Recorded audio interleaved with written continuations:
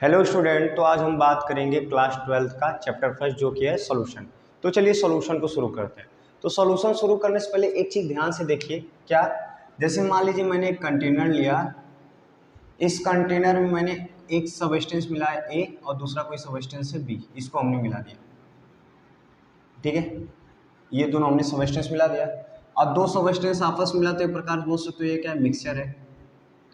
मान लेते हैं जो पहला सबस्टेंस है वो है शुगर और दूसरा सबस्टेंस है वाटर। ठीक है, अब ये देखोगे तो जब चीनी और पानी दोनों आपस में घुलेंगे तो क्या होगा, जो चीनी के पार्टिकल्स हैं वो क्या होंगे, टूट के या डिसोसिएट होके पूरे पानी के मॉलिक्यूल के साथ या वाटर के साथ पूरी तरह से क्या हो जाएंगे, घुल जाएंगे। ठीक है, अगर आप घर पे ही देख लो, चीनी को पानी में डाल दोगे, चीनी क्या होता है, घुल जाता है पानी के साथ। तो अब देखिए ध्यान से क्या होगा, जब हम चीनी को पानी में डाल रहे हैं तो चीनी घुल जा रहा है, यानी जो चीनी है जब हम इसको दूसरे पदार्थ के साथ मिला रहे हैं तो चीनी इस वक्त क्या है, सॉलिड है। लेकिन हम जब इस वक्त मिला रहे हैं तो चीनी अपना क्या कर रहा है, जो शुगर है उसने अपनी आइडेंटिटी खो दिया, यानी शुगर जो था सॉलिड के रूप में था, उसने अपनी आइडेंटिटी को खो दिया। ठीक है, वाटर की बात करता हूं तो वाटर जो है किसके रूप में था, लिक्विड के रूप में था। ठीक है, वाटर जो है लिक्विड के रूप में था, ये देख लीजिए जो है एक्वस फॉर्म में आ गया। इसका मतलब मैं क्या बोलना चाहता हूँ, इसका मतलब मैं ये बोलना चाहता हूँ, जहां दो या दो से अधिक पदार्थों को मिलाते हो एक समांगी मिश्रण में, एक समांगी मिश्रण में, उसे बोलते हैं सॉल्यूशन। जहां दो या दो से अधिक पदार्थों का समांगी मिश्रण क्या कहलाता है, विलयन कहलाता है या सॉल्यूशन कहलाता है। तो ऐसे बोल सकते हो, when a homogeneous mixture of two or more component या two or more substance which lose their individual identities and can not be separated by simple method. और इसको सिंपल मेथड से हम अलग भी नहीं कर सकते। ठीक है, अलग कर सकते हैं लेकिन वो सिंपल मेथड नहीं होगा। तो सॉल्यूशन क्या होता है, when homogeneous mixture of two or more component which lost their identity individual and it cannot be separated by simple method। ठीक है, तो सॉल्यूशन समझ में आया होगा। अब बात आती है कि होमोजीनियस मिक्सचर क्या होता है। आपने होमोजीनियस मिक्सचर की बात की, तो होमोजीनियस मिक्सचर देख लीजिए क्या होता है। होमोजीनियस मिक्सचर क्या होता है, mixture in which particle are uniformly distributed. मतलब बात करता हूं कि जहां पार्टिकल जो है समान मात्रा में हर जगह डिस्ट्रीब्यूट हो और उस पार्टिकल को हम कैन नॉट बी आइडेंटिफाइड, मतलब उस पार्टिकल को हम कैन नॉट बी आइडेंटिफाइड, पता ना कर सके कौन कितनी मात्रा में कहाँ उपस्थित है, उसी को बोलते हैं होमोजीनियस मिक्सचर। या सामान्य भाषा में ऐसे बोल सकते हो कि जहां दो या दो से अधिक पदार्थ मिला रहे हो उसके जो पार्टिकल्स है समान रूपी हर जगह उपस्थित हो, उसे बोलते हैं होमोजीनियस मिक्सचर। ठीक है, समझ में आया सॉल्यूशन क्या होता है। When a homogeneous mixture of two or more component and it's lost their identity individual and it cannot be separated by simple method। साथ में बोलिएगा, ठीक है, साथ में देख रहे हैं तो साथ में बोलिएगा। क्या होता है solution, when a homogeneous mixture of two or more component and it's lost their identity individual and it cannot be separated by simple method। ठीक है, बात करता हूँ सॉल्यूशन के अंतर्गत। आपने देखा कि अगर हम टू कंपोनेंट ले रहे हैं या दो सबस्टेंस या टू कंपोनेंट ले रहे हैं तो उसकी कंडीशन देखते हैं। अगर मान लीजिए कि हम दो पदार्थों का विलयन बना रहे हैं तो उसे बोलते हैं बाइनरी सॉल्यूशन। अगर दो पदार्थों से बना जो सॉल्यूशन होता है उसे बोलते हैं बाइनरी सॉल्यूशन। अगर जहां पे तीन पदार्थ हम यूज करते हैं, थ्री कंपोनेंट अगर मैं यूज करता हूं तो उसे बोलते हैं टर्नरी सॉल्यूशन। उसे क्या बोलते हैं, टर्नरी सॉल्यूशन। ठीक है, अगर मैं जहां पे फोर कंपोनेंट की बात करता हूं, अगर मैं फोर कंपोनेंट यूज करता हूं सॉल्यूशन बनाने के लिए तो उस सॉल्यूशन को बोलते हैं क्वाटर्नरी सॉल्यूशन। क्या बोलते हैं, क्वाटर्नरी सॉल्यूशन। ठीक है, हमने ये समझा कि अगर मान लीजिए सॉल्यूशन के अंतर्गत दो पदार्थ मौजूद है तो उस सॉल्यूशन को बाइनरी सॉल्यूशन बोलेंगे। अगर सॉल्यूशन के अंतर्गत तीन पदार्थ मौजूद है तो उसे टर्नरी सॉल्यूशन बोलेंगे।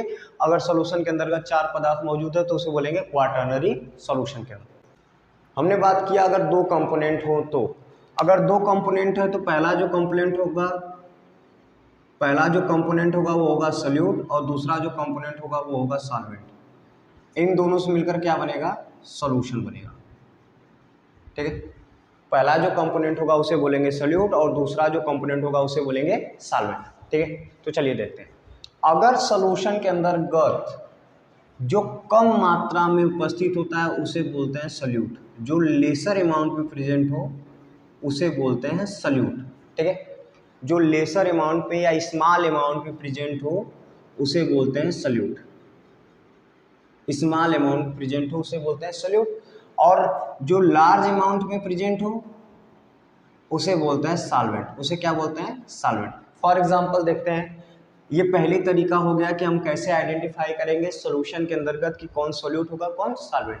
फॉर एग्जांपल जैसे मान लेते हैं कि हम जो है एक कंटेनर के अंतर्गत या एक कंटेनर के अंतर्गत या एक पात्र के अंतर्गत मैं जो है आपका कोई पदार्थ ए और कोई पदार्थ बी मिला है, ये 30 ग्राम है और ये 50 ग्राम है, तो सॉल्यूशन कितने ग्राम को मिलेगा? 80 ग्राम का मिलेगा ना, 80 ग्राम का सॉल्यूशन होगा, होगा कि नहीं? ये एक पदार्थ है 30 ग्राम, दूसरा पदार्थ 50 ग्राम, तो दोनों जोड़ देंगे तो 80 ग्राम, यानी सॉल्यूशन कितने ग्राम का बनेगा? 80 ग्राम का बनेगा। अब देखिए हम कैसे आइडेंटिफाई करें कि कौन सोल्यूट है और कौन सॉल्वेंट है। तो जो कम मात्रा में उपस्थित है वो क्या होगा? सोल्यूट, और जो ज़्यादा मात्रा में उपस्थित होता है उसे क्या बोलते हैं? सॉल्वेंट। उस हिसाब से जो सब्सटेंस ए है वो सोल्यूट होगा, जो सब्सटेंस बी है वो क्या होगा? सॉल्वेंट होगा। ठीक है, पहला तरीका ये हो गया कि जो सोल्यूट होता है वो कम मात्रा में उपस्थित होता है सोल्यूशन के अंदर का, जो सॉल्वेंट होता है ज़्यादा मात्रा में उपस्थित होता है। अगर मान लीजिए क्वांटिटी न दिया गया हो तब कैसे पहचान लेंगे? तो दूसरा तरीका है। दूसरा तरीका क्या है? ये दूसरा तरीका हम जानते हैं। दूसरा तरीका क्या होता है? जो सॉल्यूशन का नेचर होता है, ठीक है, जो सॉल्यूशन का नेचर होगा वही क्या होगा? सॉल्वेंट का नेचर होगा। जैसे कैसे समझें? अगर सॉल्यूशन लिक्विड में है तो जो दो कंपोनेंट हम यूज कर रहे हैं उसमें जो लिक्विड होगा वो क्या होगा? सॉल्वेंट। उसमें जो लिक्विड होगा वो क्या होगा? सॉल्वेंट। जैसे फॉर एग्जांपल, जैसे मैं बात कर रहा हूँ हाइड्रोजन गैस को अगर मैं पैलेडियम के साथ रेड कर रहा हूँ, पैलेडियम सॉलिड है तो ये क्या बनाएगा? Palladium hydride. क्या बनाएगा? Palladium hydride. पैलेडियम हाइड्राइड बनाएगा, होगा। अब देखो ये जो सॉल्यूशन बना है पैलेडियम हाइड्राइड, ये सॉल्यूशन कैसा बना है? सॉलिड सॉल्यूशन होगा। कैसा सॉल्यूशन होगा? Solid solution. ठीक है, दो कंपोनेंट यूज किए हो ना तो सॉलिड सॉल्यूशन पैलेडियम हाइड्राइड मिला है। अब ये पैलेडियम हाइड्राइड कैसा? सॉलिड है। तब इस दो कंपोनेंट में खोजो कौन सॉलिड है। अब देखो हाइड्रोजन गैस है, पैलेडियम सॉलिड है, तो पैलेडियम जो सॉलिड है वो क्या होगा? सॉल्वेंट होगा, और जो बचा वो क्या होगा? सोल्यूट। ठीक है, और कोई एग्जांपल ले लेते हैं। चलिए ठीक है, और कोई एग्जांपल लेते हैं। जैसे ग्लूकोज और वाटर, इन दोनों की बात करता हूं तो इन दोनों का सॉल्यूशन कैसा बनेगा? लिक्विड सॉल्यूशन मिलेगा। कैसा सॉल्यूशन मिलेगा? लिक्विड सॉल्यूशन मिलेगा। सॉल्यूशन कैसा मिला? लिक्विड। अब खोजो कि लिक्विड कौन हो सकता है? ग्लूकोज होगा? नहीं होगा, वाटर होगा लिक्विड। यानी ये क्या होगा? जब सॉल्यूशन का नेचर, और अगर आप सॉल्यूशन का नेचर लिक्विड है तो आप इसमें आइडेंटिफाई करो कि कौन है जो लिक्विड के रूप में है, तो क्या होगा? सॉल्वेंट। इट मीन्स पहला तरीका है हम क्वांटिटी के हिसाब से पहचान लेंगे, दूसरा तरीका है नेचर के हिसाब से। यानी जो सॉल्यूशन का नेचर होगा वो सॉल्वेंट के नेचर से क्या होना चाहिए? सेम होना चाहिए। ठीक है, अगर सेम होता है तो इसका मतलब वो क्या होगा? सॉल्वेंट होगा। ठीक है, अब चलिए आगे। अगर मान लेते हैं क्वांटिटी समान हो तब, जैसे ये तो हो गया। अब तीसरी कहानी ये बन सकती है, क्या बन सकती है? देखिए, अगर मान लेते हैं क्वांटिटी सेम हुआ, 50 ग्राम शुगर और 50 ग्राम साल्ट। ठीक है, अब बताना हो कि कौन सोल्यूट होगा कौन सॉल्वेंट होगा, तो सिंपल सा आप बताएंगे, किसी एक को सोल्यूट मान लीजिएगा, किसी एक को सॉल्वेंट। तो हम जान गए सोल्यूट और सॉल्वेंट क्या होता है। ठीक है, अब हम आगे बढ़ेंगे तो हम ये जानेंगे कि आपने सर बताया था अगर दो कंपोनेंट होता है तो एक को सोल्यूट और एक को सॉल्वेंट मान लेते हैं। अगर मान लीजिए सर 3 कंपोनेंट हुआ, 4 कंपोनेंट हुआ, 5 कंपोनेंट हुआ, 6 कंपोनेंट हुआ या 100 कंपोनेंट हो गए, तब उसमें कौन सा सोल्यूट होगा कौन सॉल्वेंट होगा?